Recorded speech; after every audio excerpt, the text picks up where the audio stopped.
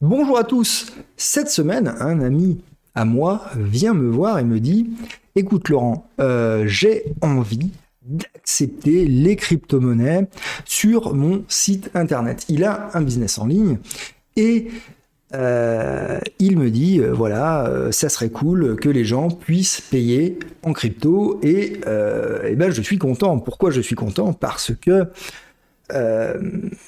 investir dans les cryptos, se renseigner sur les cryptos, augmenter ses connaissances fondamentales, etc., c'est extrêmement, extrêmement important. Mais tout ça, c'est beaucoup moins important que utiliser les cryptos. Utiliser les cryptos, c'est vraiment l'acte de militantisme le plus élevé, je dirais, pour participer au projet de crypto, utiliser les cryptos, faire partie intégrante de l'écosystème crypto, au-delà d'être un investisseur ou un curieux, c'est vraiment passer à l'étape supérieure. Et donc du coup, au passage, je milite auprès de vous. Si vous avez l'occasion de payer en crypto ou d'accepter les cryptos vous-même, s'il vous plaît, faites-le. Bon bref, il me dit ça et je lui dis, écoute, c'est super. À titre personnel, j'utilise BTC Pay Server. C'est un outil formidable, un logiciel gratuit qui ne prend pas de commission et qui permet d'accepter le BTC, qui fait toutes les opérations un petit peu chiantes, comme par exemple créer une page web avec le QR code, afficher une nouvelle adresse à chaque utilisateur, etc., etc. Bref, il fait plein de trucs pour nous. Et je te conseille vraiment ça, c'est vraiment bien. Il me dit ouais, c'est super, mais j'ai l'intuition que mes utilisateurs vont vouloir payer en stablecoin. Et il sait par ailleurs ce que je pense des stablecoins. Il a vu ma série sur les stablecoins et il est assez d'accord avec moi. Les stablecoins, c'est de la merde. Si vous n'avez pas vraiment...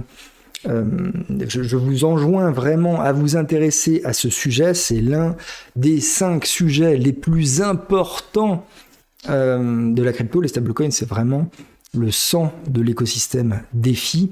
Et donc, du coup, je vous renvoie vers ma série sur les stablecoins si vous ne l'avez pas vu. Bref, donc du coup, je dis, écoute, il doit exister un équivalent. Moi, j'accepte que le Bitcoin sur on-chain ou Lightning Network. Mais toi, si tu as envie, on va te trouver une solution.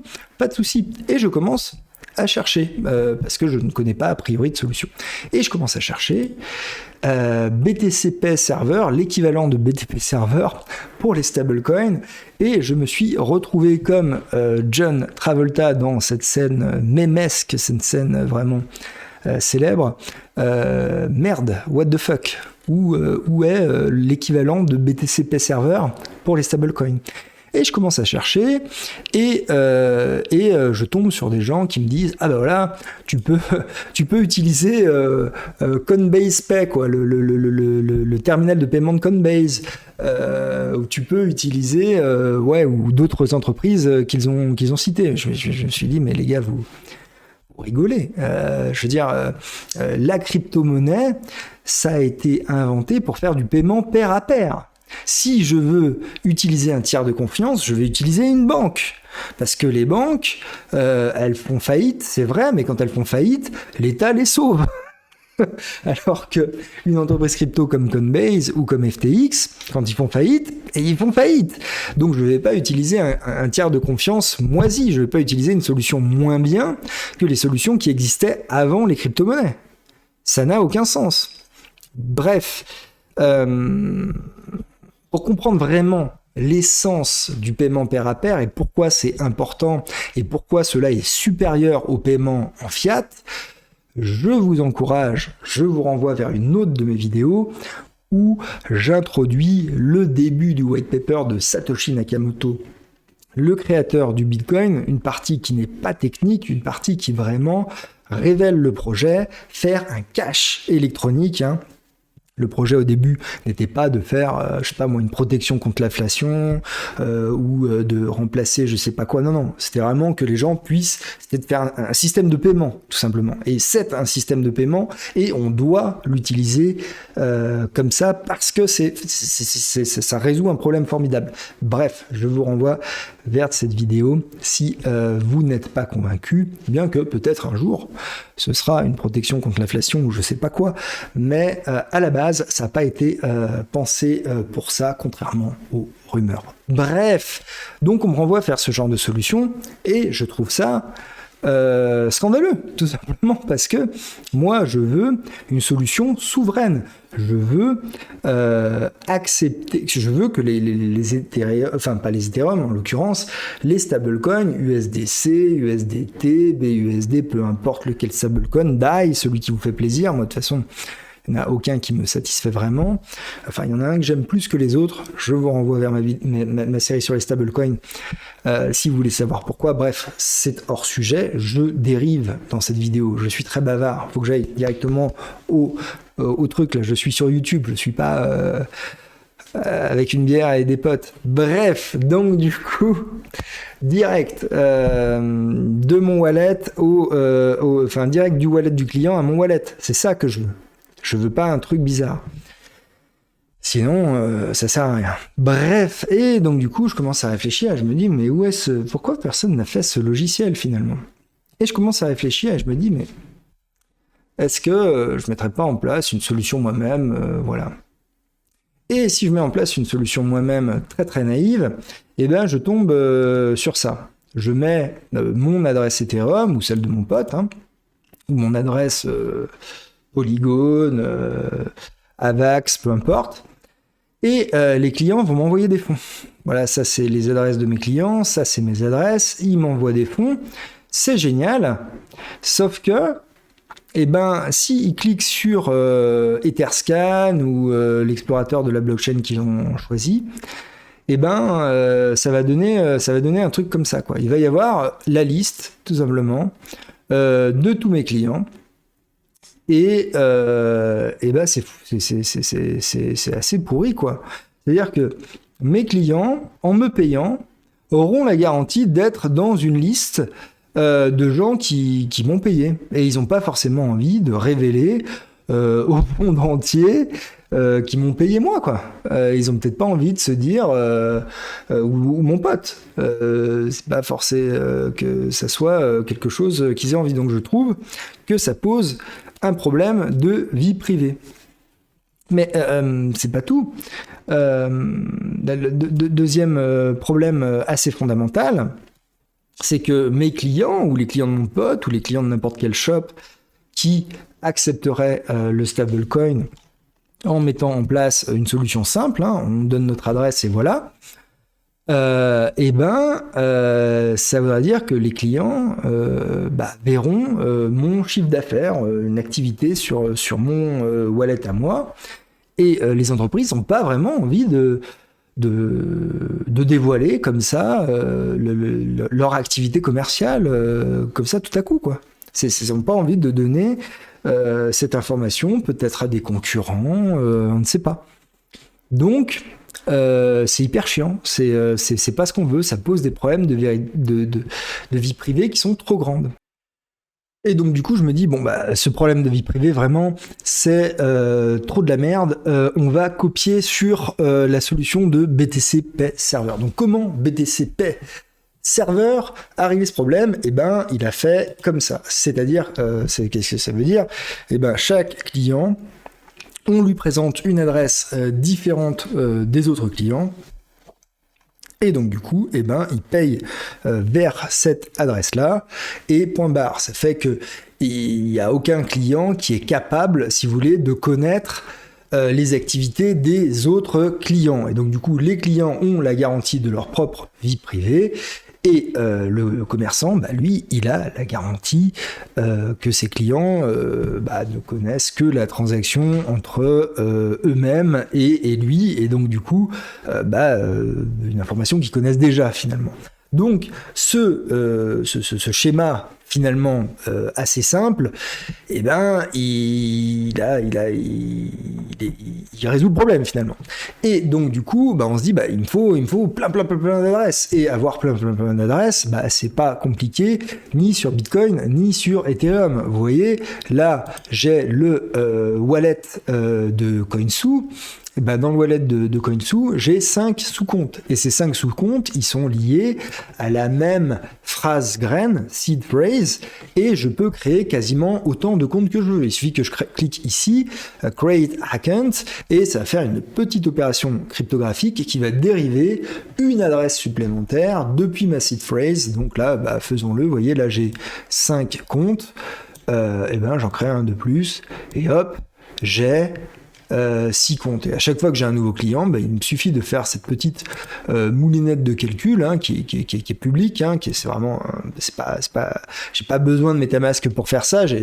Toutes les opérations mathématiques sont simples, et enfin sont pas simples, mais sont déjà codées. Je vais faire copier-coller du code et c'est terminé. Et donc du coup, ce schéma, je peux le reproduire facilement. Donc problème réglé, et donc je peux avoir du stablecoin sur mon site internet. Et pas du tout. Pourquoi ? Parce que regardez, là le compte numéro 6, je viens de le créer, et si je reçois du stablecoin sur ce compte-là, qu'est-ce que j'ai comme problème ? Le problème que j'ai, c'est que je ne peux pas le transférer. Pourquoi je ne peux pas le transférer ? Là, je suis sur la Binance Smart Chain, il me faut du BNB.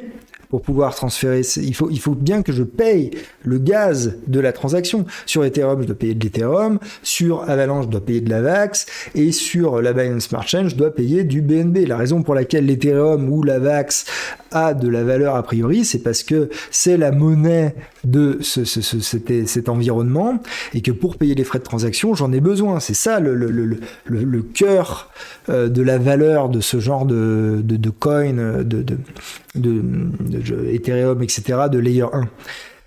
Et donc du coup, si j'ai pas de quoi payer le gaz sur cette adresse spécifiquement, je l'ai un petit peu dans l'os. Et donc du coup, ça va donner un schéma comme ça. C'est-à-dire que je vais devoir avoir une adresse dans laquelle j'ai des Ethereum, des BNB, peu importe, des Matic pour Polygon. Et je devais envoyer ce gaz vers la nouvelle adresse qui a reçu des coins. Et donc ensuite, ça me coûte une transaction. Et ensuite, je vais pouvoir renvoyer. Donc du coup il faut que je calcule pile poil le nombre d'Ethereum qu'il faut que j'envoie pour pouvoir payer une transaction, et c'est tout. Et donc du coup ensuite je vais devoir repayer une nouvelle transaction, et j'ai intérêt que ça consomme tous mes Ethereum, sinon j'aurai des pouillèmes d'Ethereum de perdus un peu partout dans plein de wallets. Donc c'est un peu, plein d'adresses de mon wallet, donc c'est un peu chiant. Et donc du coup ça me coûtera une deuxième transaction de transférer mes coins pour les récupérer, pour faire je sais pas quoi avec, payer mes fournisseurs.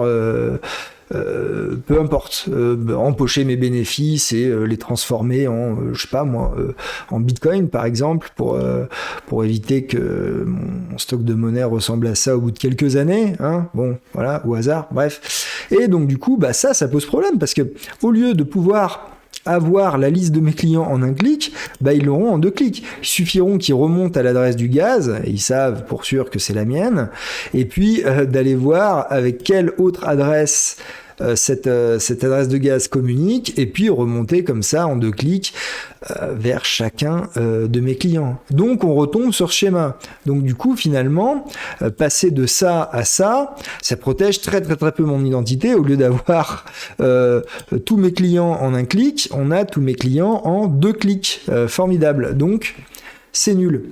Et c'est pas le cas sur BTC, puisque quand on se fait payer en BTC, directement, on peut tout simplement déplacer les coins, puisque on paye les frais de transaction en BTC. On ne peut pas payer ces frais de transaction en stablecoin. On peut les payer que dans le coin natif de la blockchain. Donc du coup, ça pose problème et je sais même pas comment faire, par quel bout y prendre. Et quand j'explique cette problématique à un gars qui est sur un groupe Telegram auquel je participe, qui est vachement sympa et qui est qui s'y connaît pas mal en Ethereum, il m'a donné en effet une solution pour Ethereum. Mais Ethereum, c'est 3 balles les frais de transaction, et donc du coup je pense que pour le paiement c'est vraiment pas adapté pour le moment, tant qu'il n'y a pas de scaling solution qui permettent de solutionner ça, et je crois que c'est CoSwap ou je sais pas quoi, enfin bon bref, il y a une app qui permet de faire ça, une app qui permet de faire ça apparemment. Donc ça veut dire que c'est possible. Mais pour l'instant, il n'y a pas vraiment de solution sur des blockchains comme Polygon, etc. Je suis allé sur différentes blockchains, les Telegram, les machins, les trucs, pour poser la question, est-ce que vous savez comment faire ça? Les Discord, les machins. Et on m'a répondu, non, il n'y a pas quoi. Donc en fait, le paiement, qui est la fonctionnalité de base de la blockchain, soit vous êtes payé en Ethereum, en Bitcoin ou en AVAX directement sur la blockchain natif, soit vous avez ce problème de vie privée pas acceptable pour la plupart des business, soit vous passez par une solution centralisée qui est pire qu'une banque. Bof, c'est pas très attirant, et donc du coup pour le paiement finalement Bitcoin semble être la solution la plus souveraine.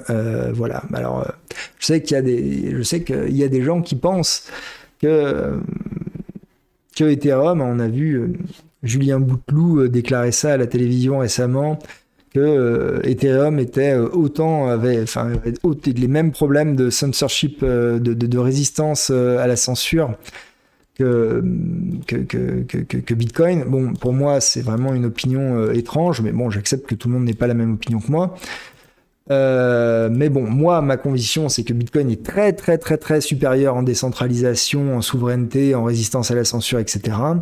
Et donc, du coup, ça fait de Bitcoin, pour le paiement, la meilleure blockchain, et de très loin, même si les frais de transaction sont effectivement, finalement se faire payer en Matic, c'est moins de frais de transaction, c'est peut-être plus rapide si on fait du on-chain, mais c'est pas le cas pour Lightning Network. Donc finalement, tout bien pesé, tout bien sous-pesé, Bitcoin, à mon avis, est bien meilleur que les stablecoins, pour cette raison, pour le paiement. Après, vous allez me dire, et vous auriez raison, oui, mais il y a le problème de la volatilité, etc., etc. Oui, c'est vrai. C'est un problème. Si vous êtes payé en Bitcoin et que vous êtes payé, je sais pas moi, le jour du scandale de FTX en Bitcoin, effectivement, vos Bitcoins vont perdre 25% de leur valeur comme ça en quelques heures. Et donc du coup, vous avez un problème, vous perdez tout à coup pas mal de votre pouvoir d'achat, et peut-être que votre loyer, il est pas libellé en Bitcoin, il est libellé en euros, et donc du coup, si vous essayez de payer votre loyer, tout à coup, c'est un problème. Mais il y a d'autres jours où ça va être dans l'autre sens, et cette volatilité à court terme, c'est vrai que c'est un problème pour Bitcoin. Mais en réalité,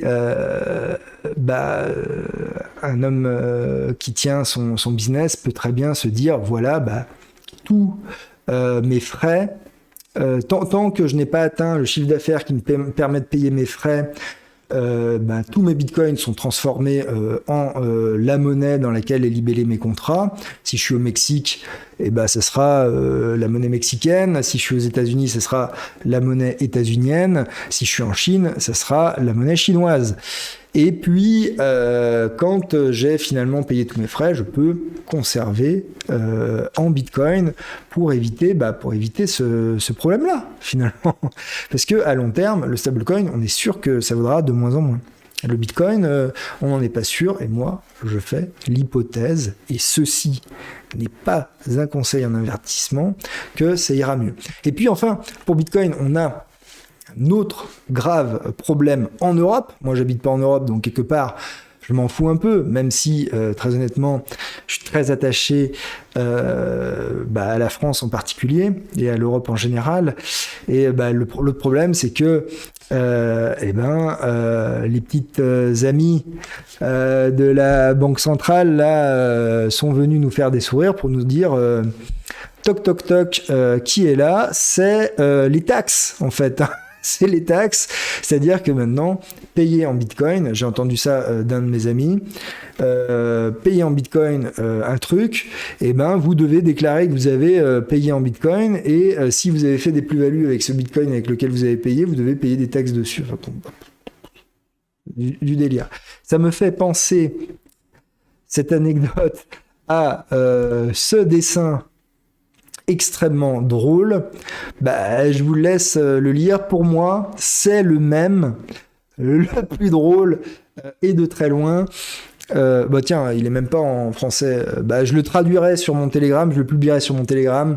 Voilà, comme ça vous obligera à aller sur Telegram. Mais ça, c'est le même, le plus drôle concernant la Banque centrale et la crypto-monnaie en général. Bon, allez. Trêve de bavardage, c'est l'heure de me rétribuer avec un pouce, et c'est l'heure également de vous abonner à la chaîne si ce n'est pas déjà fait, si vous avez envie de voir les autres vidéos, et vous pouvez aussi également, je vous le conseille, me suivre sur Twitter, parce que parfois je fais des tweets, et sur Telegram, parce qu'on a une communauté de gens sympas qui échangent sur un domaine qui vous intéresse, sinon vous n'auriez pas regardé cette vidéo. Je vous souhaite un bon week-end, à bientôt dans l'univers crypto.